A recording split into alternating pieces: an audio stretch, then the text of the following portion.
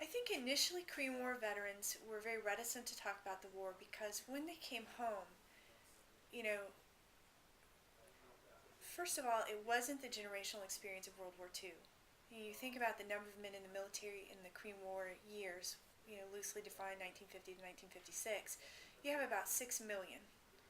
And so that doesn't really compare to the 20-some million of World War II veterans. So they're a small minority of the population. And I think when they come home, because so few have gone, they're not really missed. One of the things you hear over and over from these veterans is I came home and people would say, well, where you been? I haven't seen you around for a while. Nobody even knew they'd been gone or where they'd been. And the more they were home, the more they realized that unlike World War II, nobody had missed them and nobody really realized the war was going on. And I imagine it's, living now with the Iraq and Afghanistan wars, I imagine it's very much like today.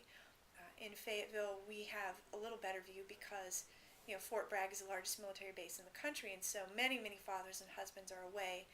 Many of our students rotate in and out. But during the Korean War, if you didn't happen to be from one of these Army communities, you wouldn't have noticed the 5 or 10 boys gone. And so when they came back, and there weren't shortages, in the early days of the war, people are worried about rationing like World War II, and very quickly they see, we don't have to give up anything for this war. We can still have cars and pantyhose and, we can eat beef, whatever. And throughout the war, you continue to see strikes in the United States, as if there's no war going on.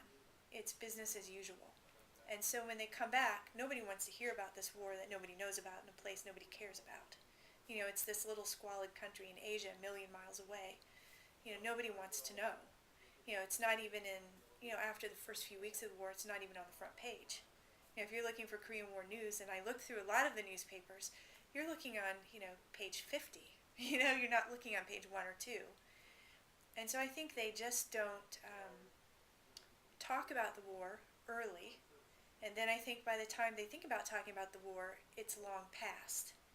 And so I think it's, and at the time I think they feel like it's a war they haven't won. They can't see the benefit. And it takes them 50 years to start thinking, wow, what we did is really accomplish something, And many of them go on these trips. South Korea has hosted at least one of these where they pay the veterans way over so they can see what they've accomplished. And many more that I've talked to have at least made one pilgrimage to South Korea to see it. And they talk about how they can't believe it's the same place, this big modern city of Seoul. How could that be the same place with dirt roads and, whatever. So I think, just there was no opportunity until recently to really talk about the war, and they didn't want to talk about it. So I think they just didn't tell, they just bury it so they don't tell their children because it was a long time ago and we didn't accomplish anything, and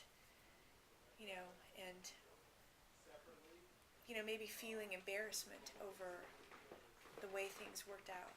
And now I think is a good time for them because, especially with North Korea in the news all the time, now they can look back and say, well, I served and here's what I did.